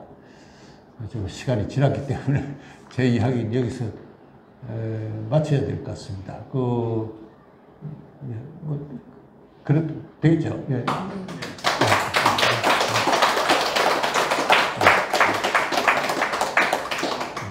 워낙 제한된 시간이다 보니까 하실 말씀은 묵묵하실 것 같습니다만 준비를 하는데 혹시 우리 이영 교수님께 좀 질문하실 사항이 있으시면 좀 말씀해 주시 바라겠습니다.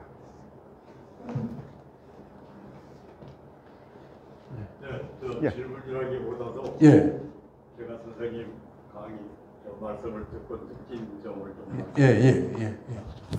저도 독립정신을 한번 해봤습니다. 제가 정치인으로서 이제 한때 이회창 전 대표하고 가깝게 지냈던 시기가 있었는데, 그때 어느 날 이분이 독립정신을 읽어봤더니 정말로 이승만이라는 사람은 탁월한 전략가였고 대단한 천재였다. 어떻게 그 시절에 그렇게 국제정세를 다 분석하고 앞니를 내다보고 했을까? 그런 말씀을 하더라고요. 그래서 이제 책의 내용이 어떻게 되는지 매우 궁금했었는데 근래 몇 년 전에 이제 그 책을 읽게 됐습니다.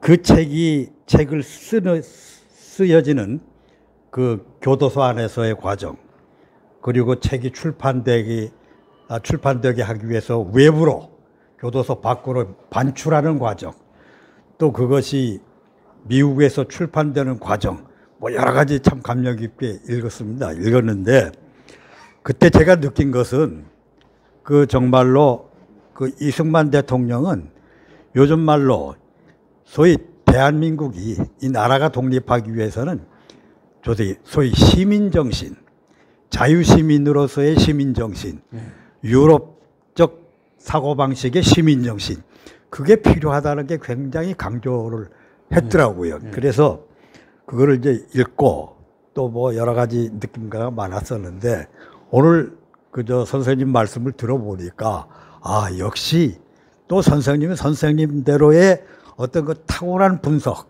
그거 가지고 정말 제가 생각하지 못했던 느끼지 못했던 거를 깨우침을 받았습니다. 대단히 감사합니다.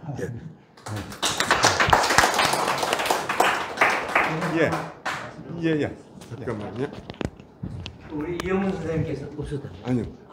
방송이 되더라고요. 이영훈 선생님께서는 그 일정기에 대해서 많이 연구를 하시고 또 우리가 근대화되는 과정에 대해서 많이 뭐 고민을 하셨던 것 같습니다. 근데 지금 우리가 일본하고 극한 대립을 하고 있고 특히 일정기 시대의 문제로 해서 그래서 이 한일 관계가 정상화되는 게 우리에게는 크나큰 이익이 된다고 저는 생각을 하고 있는데 그 정상화 시킬 수 있는 방안에 대해서 특히 징용공 문제라든지 위안부 문제라든지 정말 골치 아픈 문제가 놓여 있는데 그에 대해서 연구하신 결과로 어떻게 했으면 한일 관계를 정상화할 수 있겠는지 한 말씀 부탁드리겠습니다. 감사합니다. 오늘 저 논쟁하고 조금 거리가 있습니다만 제가 예전에 좀 이야기했던 바가 있어가지고 상기를 시켜드리겠습니다.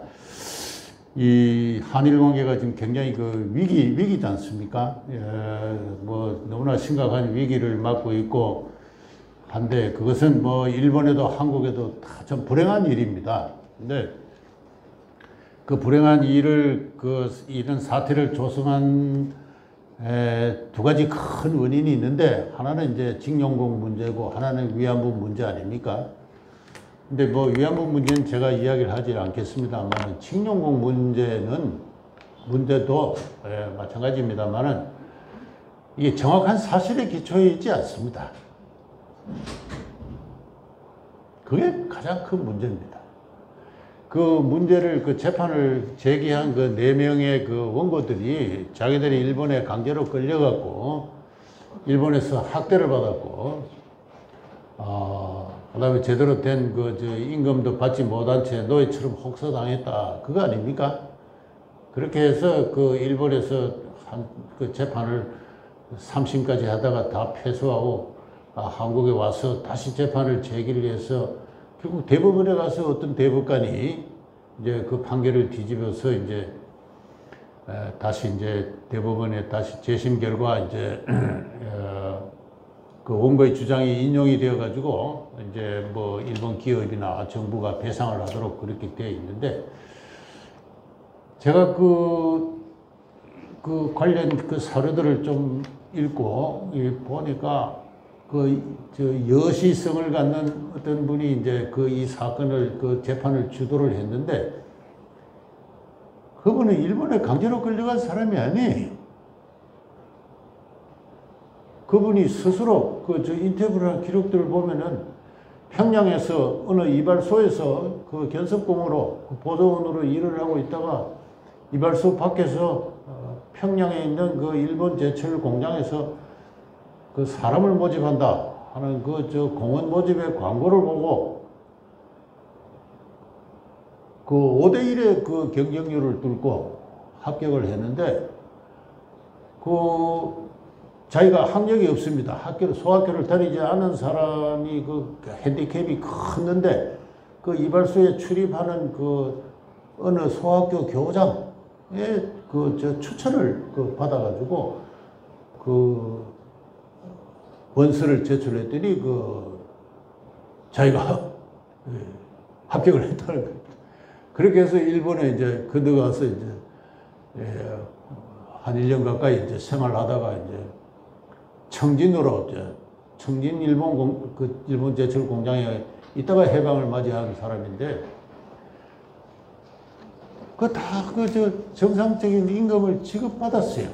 받고 이제 청진이 나중에 이제 소련군이 막 밀려오고 하면서 이제 급하게 공장이 해체하는 과정에서 정산을 하지 못한 사내 저축이 있습니다. 당시 전식이니까 이제 일종의 강제 저축 같은 게 비슷하게 이제 저축을 한 것이 막 흩어지는 통에 한 두세 달 월급 어치의 예금을 이제 이렇게 추심하지 못한 채 이제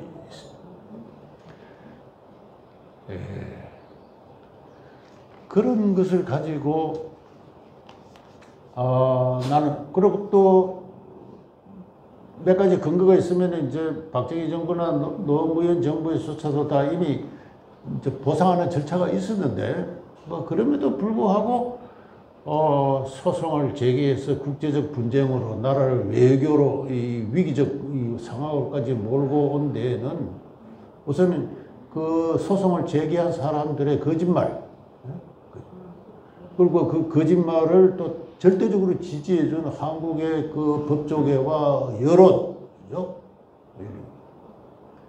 그렇지 않다고 아무리 이야기해도 아무도 들을 생각을 하지 않습니다. 일본에서는 벌써 오래전부터 몇몇 사람들이 그 사실에 인식에 문제가 있다고 이야기를 해요. 한국에서는 또 몇몇 또 학자들이 그 사실 여부에 대해서 관심을 갖지 않습니다. 대법관이 재판을 하면서 원고의 주장이 사실인지 아닌지를 조사한 어떠한 흔적도 없어요. 없습니다. 그래서 무슨 재판을 합니까? 그래서 저는 불과 2달러치의 미추심이 예금을 사유로 해서 소송을 제기한 사람이나 그 절대적으로 지지해온 한국의 여론이나 물론 일본의 또 좌파들도 문제가 있습니다만은 이러한 것이 한 시대의 도도한 흐름을 이루어가지고 결국은 이제 65년대에 양국의 체결한 우호관계의 기초를 지금 허물어 버렸는데 그래서 제 해결책은 없다고 생각합니다. 그리고 윤석열 정부가 용기가 있다면은 이 재판에 좀 문제가 있는 것 같다고 해서 대법원에 재심 청구를 하고 그 사실 심리부터 이해에서부터 좀 이론이 제기되어 있으니까 일본과의 역사적 분쟁은 여기서 종결을 한다고 선언하는 길밖에 없습니다. 근데 뭐 자꾸 일본과 무슨 협상을 지금 구차스럽게 자꾸 하려고 그러는데 그럴수록 이승만이 100년 전에 이미 고발한 이 문제, 이 도덕적 타락의 문제 말이죠. 그것이 더욱더 그 추한 모습을 띠고 자꾸 나타나려고 생각합니다. 결단을 해서 양국 간의 역사적 분쟁은 이미 양국 간의 협의에서 다 청산되었다고 선언하는 길밖에 없다. 저는 그 주장을 하고 있습니다. 이승만 TV에서 그런 주장을 했는데 뭐 아무런 반응도 없네요. 이런 가능성 문제는 뭐 있을 것 같은데요. 그래 해결책을 어쨌든 윤 정부로서도 해결은 해야 하는데 방금 말씀하신 대로 해결책은 보이지 않고 이게 가장 큰 고민이 아닌가. 그 용기를 갖고 선언을 하면은 당장은 큰 국민적인 역풍을 맞겠지만은 사실 1965년에 한일회담 그 국교 정상화도 박정희 대통령의 결단이 이루어진 것이 아닙니까? 당시 얼마나 많은 사람들이 거기 반대를 했어요. 그러나 올바른 길을 정치인이 선언하고 가게 되면은 한 1, 2년 안에 여론은 역전이 됩니다. 역전이 되고 그렇기 때문에 이제 역사에 남는 대통령이 되겠죠. 그래서 그런 것을 기대할 수 있을까 하고 저는 참 그렇게 좀 그 고대하고 있습니다. 예, 그런 시나리오를. 예. 예. 우리 영역은 예.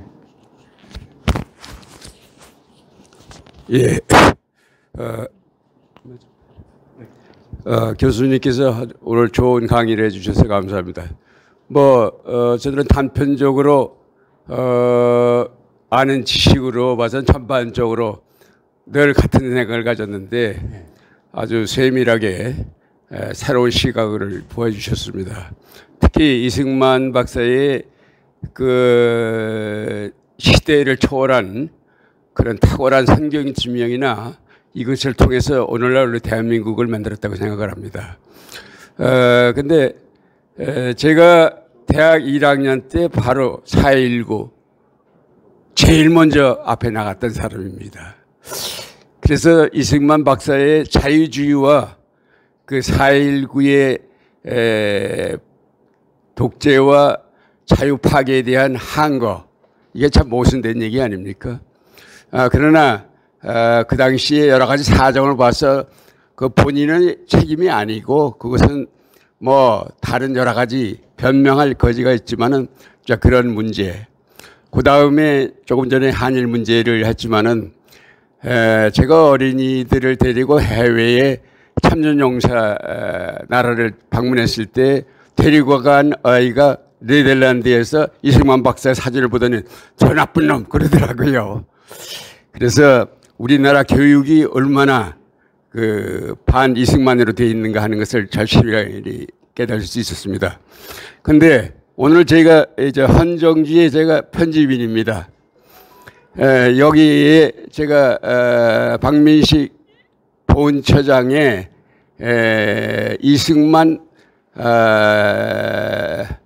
추도사를 한 걸 제가 읽어보면서 야, 우리 한국이 이제 제대로 갈 길을 가겠구나 이런 생각을 가지면서 그걸 급히 올려놨습니다.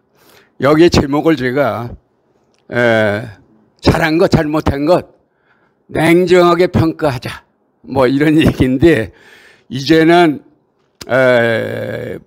이승만 박사의 그 4.19 때 문제 또는 지금까지도 친일 분자로 나쁜 놈이다 하는 얘기 이런 것들이 허구가 참 많은데 마침 정부에서 이렇게 기조를 잡고 나가는 거와 연결해서 이종원 박사님께서 하시는 일과 연결돼서 앞으로 잘 추진했으면 이것이야말로 우리나라를 발잡을 수 있지 않을까 이렇게 생각을 해서 말씀드렸습니다. 제가 선전을 하기 위해서 제가 그렇게 했습니다. 여기 우리 회원들은 다 집에 배달이 됐는데 원하시면 이거 한 권 드리겠습니다. 감사합니다.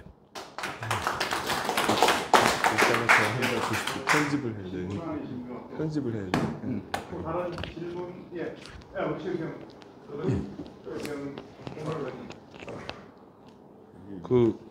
그냥 얘기해도 돼요. 이영훈 교수님의 그 강의 잘 들었고요. 네, 잘 들었고 저는 이경재 의원께서 얘기하시던 이승만 대통령의 그 과 부분 공도 있잖아요. 그런 부분들을 그 학자로서 어떻게 간단하게 이승만의 과하고 공을 나눠서 얘기할 수 있는지, 그리고 이승만 학당에서 이승만 학당이 어디에 있고 어떤 걸 주로 하시는지. 제가 요번에 좀 하와이를 갔다 왔어요. 그 이승만 기념관도 가고 거기 교민들도 만나고 이게 너무 초라하고, 사실 이승만 대통령이 1920년대 프린스턴 대에서 쓴 미국이 그 중립화 그 영향이라는 건 어마어마한 논문이거든요. 사실은 그게 박사님이 말씀하시는 세계 통상의 조류, 미국이 18세기 독립하면서 어떻게 중립화 정책 이런 걸 쓰면서 통상 교육으로 그렇게 부강한 나라가 된 거를 이승만은 현장에서 목도를 한 거예요. 근데 지금 하와이 교민들 중에서도 이승만에 대해서 잘 모르고 또 이승만이 왜 하와이에 올 수밖에 없던 이유 박영만하고 그러니까 임정은 무장투장 세력이고 이승만은 외교적으로 이 세계의 이 대한민국의 문제를 풀어나가야 된다고 이런 주의였단 말이에요. 그 당시에 미국의 전 교민이 1000명도 안 됐어요. 하와이는 2만 명이었습니다. 근데 실질적으로 그래서 이승만이가 하와이에 왔고 거기서 임정이나 이런데 독립자금을 다 댄 겁니다. 지금 현재 빅아일랜드라는데 이승만 대통령이 주도해서 하와이에서 그 석탄 숯 공장이 발견돼 갖고 그거로 임정도 살리고 이런 여러 가지 역사가 있거든요. 근데 오늘 이런 교육도 좋지만 좀 간결하게 해서 이승만의 공과 과를 공은 되게 많습니다. 그런 부분이라든지 뭐 예를 들어서 여러 가지가 있는데 그 부분을 정확하게 이렇게 좀 나눠줘야 지금의 젊은이들이나 또 이승만 건국 대통령을 또 살리는데 아마 그게 이론적으로나 뭐로 뒷받침되지 않을까 이런 생각에 대해서 질문을 해봅니다. 그 말씀하신 부분에 대해서는 이미 좋은 연구서들이 몇 건이나 나와 있습니다.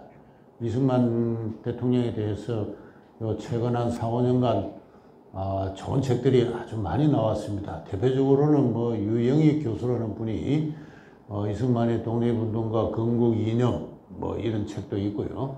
그래서 그 안에 방금 말씀하신 그 여러 가지 내용들이 아주 그 실정적으로 자세하게 잘 소개되어 있으니까 참조할 수 있고 그 이외에도 최근에 좋은 책들이 아주 많이 나왔습니다. 그래서 좀 그런 말씀을 드리고 싶고 다만 뭐 그 모든 책들이 1948년까지 그 건국 당시까지만 되게 쓰고 있고 이후 12년간에 대해서는 잘 연구가 안 돼 있고 심지어 관련 자료도 잘 정리가 안 돼 있는지 이런 상황입니다. 그래서 앞으로 그런 부분에 대해서는 이제 많은 연구가 이제 이루어져야 된다 이렇게 생각을 합니다. 그 이승만 대통령을 이야기하면 흔히 뭐 07과삼이다 이제 그렇게 이야기를 하는데 공과 과를 나눈다 그러는데 저는 그 참 별 의미 없는 이야기라고 생각합니다.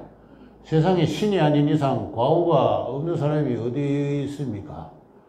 저는 이승만 대통령이 너무 지나치게 반일 정책을 강경하게 취해가지고 그건 과오였다고 생각합니다. 그래서 너무 경직된 어떤 외교 정책이 좀 체제의 경성을 부르는 측면이 있다 이런 생각을 하지만은 그러나 이승만 그 관련 글들을 읽어보면은 너무나 이 한국인들이 좀 아이덴티티가 정체성이 좀 문제가 있어가지고 일본과는 내가 살아있는 한은 강경한 정책을 취해서 필요하면 조그만 전쟁이라도 할 필요가 있다. 그렇게까지 생각한 분이었어요. 너무나 한국인들이 50년대까지만 해도 일본을 좋아하는 사람이 국내에 너무 많았던 것 같습니다. 뭐 걸핏하면 일본 노래 부르고 일본말 하고 말이죠. 또 언젠간 또 일본이 돌아올 것이라고 기대하는 사람도 있고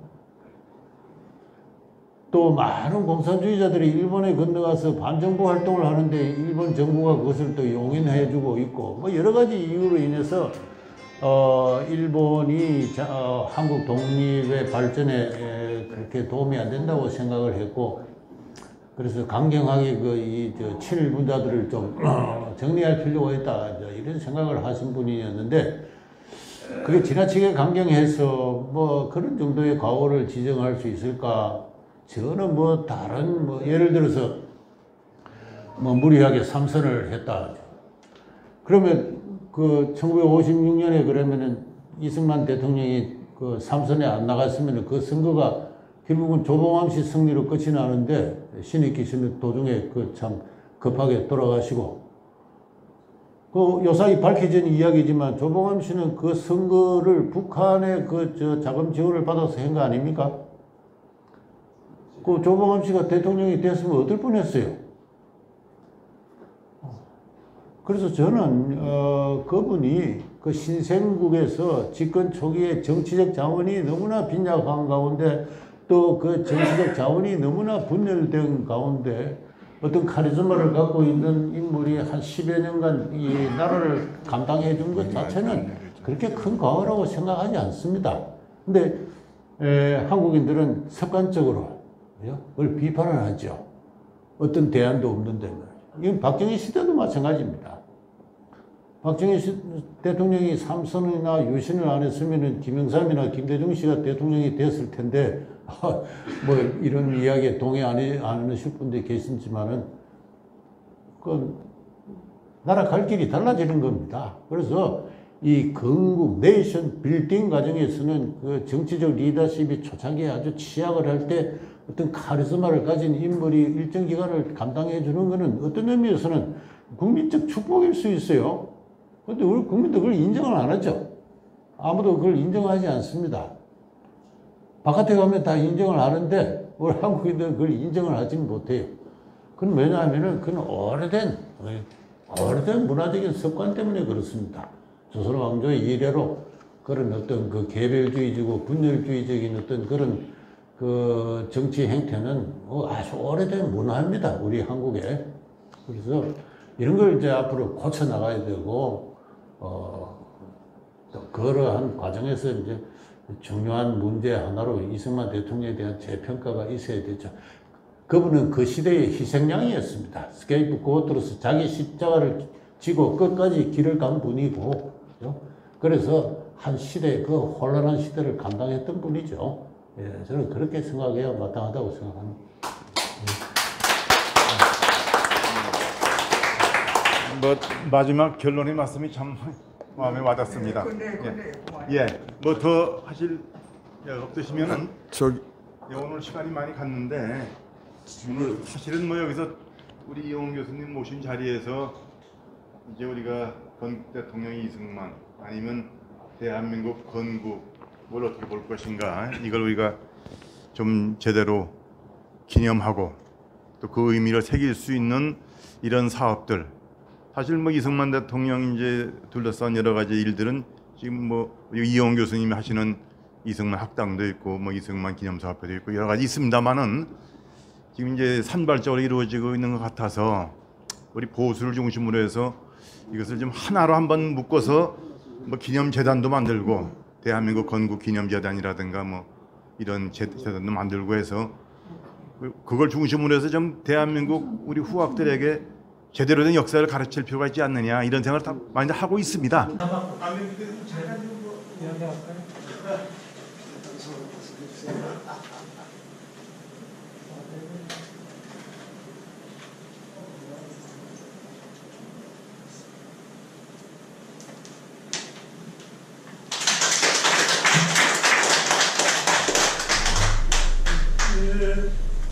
제가 말씀을 드릴 기회가 있는데 계속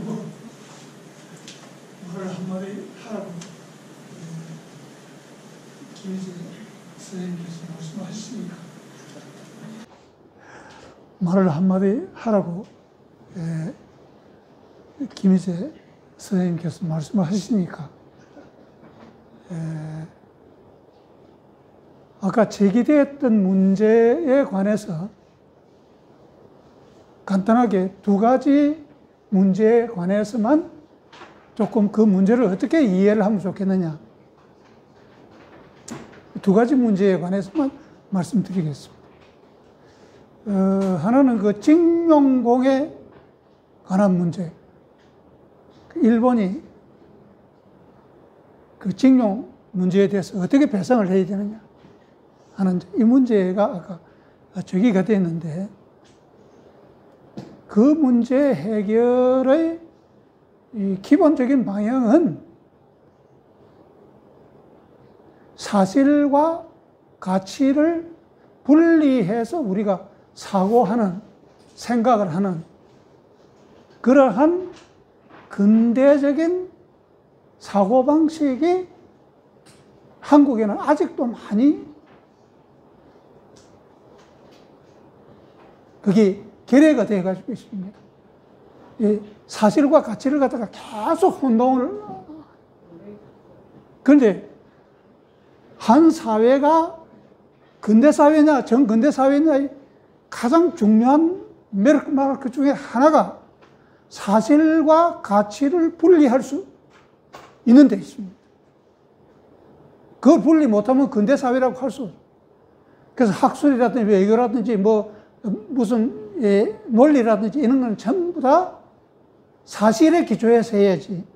그 가치를 갖다가 개입시키면 뭐가 사실인지 뭐가 가치인지 알 수가 없습니다. 간단하게 말씀드려서 종교가 여러 가지 종교가 있지 않습니까?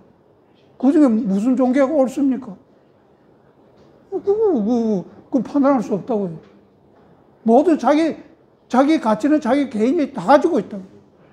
그러니까 뭐가 사실인지 아닌지 이런 공정한 마음가짐만 있으면 대개 알 수가 있습니다. 그렇게 해서 그 징용공의 객관적 사실을 갖다가 제대로 알아야 되고, 그 다음에 징용공 문제에 관해서 한일 간에 어떤 해결 방안을 과거에 이 이전에 어떻게 해결했는지를 객관적으로 알아야 돼요. 첫째는 이 징용공 문제인데, 뭐 징용공은 1944년 8월 15일부터 한 1년 정도밖에 없었습니다.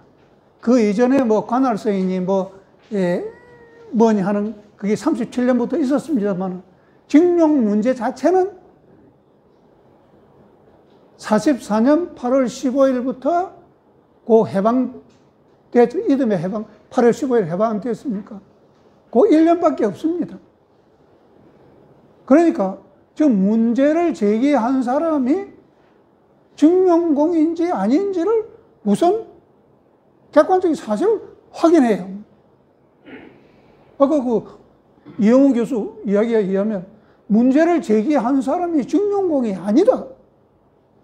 그럼 거기서 끝나야 되는 거예요. 우리나라 대법원에서 사실관계를 아무것도 조사를 안 하고 뭐 판결을 했다. 그 자체가 세계사적으로 보면 우스갯거려. 그 이제 첫째 하나가 징용공에 관해서 우리가 생각해야 될 게 하나고, 둘째는 한일 기본조약에서 징용공 문제에 관해서 직접 이야기는 안 했지만 그 관련되는 문제는 다 했어요. 그 사람들이 배상을 하면서 그 범위 내에서 전부 다 해결한다. 만약에 여기서 문제가 있으면 일본과 한국 정부가 앞으로 더 상의한다. 이렇게 돼가지고 있어요. 그런데 만약 그 간에 문제가 있어서 하면 일본 정부에서 그럼 뭐 조약 조문에 따라서 상의를 하자. 한국 정부 안 합니다. 그거는 그 조문하고 관계없다 이럽니다. 이러면 문제를 해결할 수 있는 방안이 있습니까? 해결할 수 있는 방안이 없습니다. 유일하게 해결할 수 있는 방안은 한국 정부가 그것이 사실이 아니고 한일 기본조약에 의해서 어떻게 해결하자는 그 방안이 제시되어 있습니다. 거기에 따라서 협의하는 것 외에는 아무것도 할 게 없습니다. 뭐 또 이야기할 게 있어요. 그거를 지금 계속 사실과 가치를 갖다가 그냥 자꾸 이렇게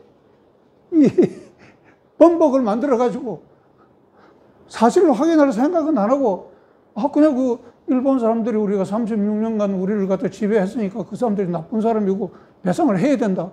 라는 가치를 계속 주장을. 그렇게 주장할 수 있어요. 그럼 저도 그 주장할 수 있다고 생각합니다. 그러나 그거는 근대적인 사고방식이 아니에요. 그거는 근대적으로 학문을 한다든지 외교를 한다든지 논리를 한다든지 그거 할 수 있는 방법이 없는 거예요. 그거 이제 그 점을 하나 말씀드리고, 둘째 문제 이제 이승만 대통령하고 이제 박정희 대통령 보면 순수한 자유민주주의의 원리에 의하면 거기에 위반되는 일을 갖다 너무나 많이 했어요. 그거 모르는 사람이 누가 있습니까? 객관적으로 다 그거 했습니다.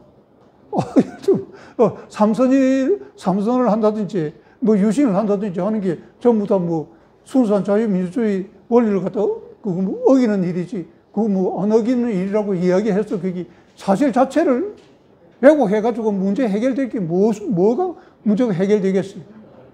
그러니까 많은 순수한 자유민주주의를 전제로 하면 이승만 대통령이나 박정희 대통령은 많은 결함을 가지고 있어요. 그거 인정 안 해가지고 무슨 문제가 해결될 게 아무것도 없어요.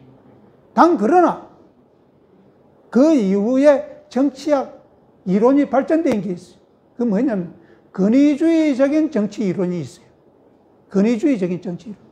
그 권위주의라는 것은 순수한 자유민주주의가 아니고 독재도 하고 그렇게 한다는 것 아닙니까? 그런데 독재하고 권위주의하고 뭐가 다르냐? 독재는 그 주권자, 대통령이라든지 대통령이 둘러싸고 있는 그 몇 사람이라든지 그 사람들의 이익을 실현하기 위한 하나의 방법이 독재입니다. 그건 순수한 독재입니다. 그런데 독재를 하면서도 국가를 재건을 한다든지 국가를 발전시키기 위해서 독재를 하지 않으면 안 될 상황이 있다. 역사적으로는 그런 상황이 있다. 자유민주주의라는 것은 우리 세계사에서 자유민주주의가 순수하게 된 게 몇 년이나 됐어요. 사실상 프랑스 혁명이나 미국 독립운동으로부터 자유민주주의가 실행되기 시작했지만 그 사실상 순수하게 실행되기 시작한 것은 2차 대전 이후라야 선진국이라도 제대로 되지. 그 이전은 대불당 계속 이럽니다. 자유민주주의가 될 수 있는 조건이 있어야지. 그 조건이 없으면 자유민주주의는 실행될 수 없거든요. 그런데 이승만 대통령이나 박정희 대통령은 자유민주주의와 독립국가를 달성하기 위해서 뭐를 어떻게 해야 되겠다는 목적이 있습니다. 그러면 이승만 대통령의 업적을 제가 일일이 말씀을 안 드리겠습니다만 대한민국을 건국했기 때문에 오늘날이 있는 거 아닙니까? 맞아요. 그거 유지 안 했는 것도 오늘날 있겠어요? 박정희 대통령이 경제 발전 안 시키는 것도 오늘날과 같은 번영하는 한국이 있겠습니까? 그런데 그러한 것을 위해서 그분들이 독재도 하고, 그러지 사실이에요. 그래서 더 해놓고 난 뒤에 우리 결과를 한번 봅시다. 이승만 대통령이 개인적으로 착복해서 재산 축적한 게 뭐가 있습니까? 있으면 여러분들이 여기 와서 말씀을 하세요. 이승만 대통령이 이렇게 말이요. 재산을 많이 뒤에 빼돌려 놨습니다. 스위스은행에 예금이 있습니다. 하든지. 박정희 대통령은 어느 정도 자기 개인적인 재산은 아니지만은 영남대학을 만든다든지 재단을 만들어서 어느 정도 자기 할 걸 좀 하긴 했어요. 그럼 그 이후에 다 뺏기고 하나 있습니까? 제가 박근혜 대통령을 좀 비판을 했는데 저 바보 같은 게 지금 무슨 짓이냐 말이야. 자기 아버지가 그렇게 해서 만든 재단도 한 사람 하나 말이야. 간수도 못한 게 최순실이 하고 또 했으면 또 재단을 만든다. 저런 바보 같은 인간이 어디 있냐. 그런 의미에서 전 비판을 했습니다. 그래서 권위주의적인 정치 이론을 가지고 오면 물론 이승만 대통령이라든지 박정희 대통령이라든지 잘못한 게 없겠어요. 많이 있죠. 기본은 뭐입니까? 이승만 대통령이 계셨고 박정희 대통령이 계셨기 때문에 오늘날이 있는 것 아니에요. 그것을 중심으로 해서 우리가 한국 사회를 생각을 해야지. 그거 다 무시하고 뭐 저 사람이 뭐 코가 여기에 뭐 조금 뭐 났다든지 뭐 귀가 조금 삐뚤어졌다든지 세상에 왜 코 좀 나고 귀에 안 삐뚤어진 놈이 말이야. 그 뭐 이승만 대통령하고 박정희 대통령뿐이 나는 어때? 네, 대단히 감사합니다.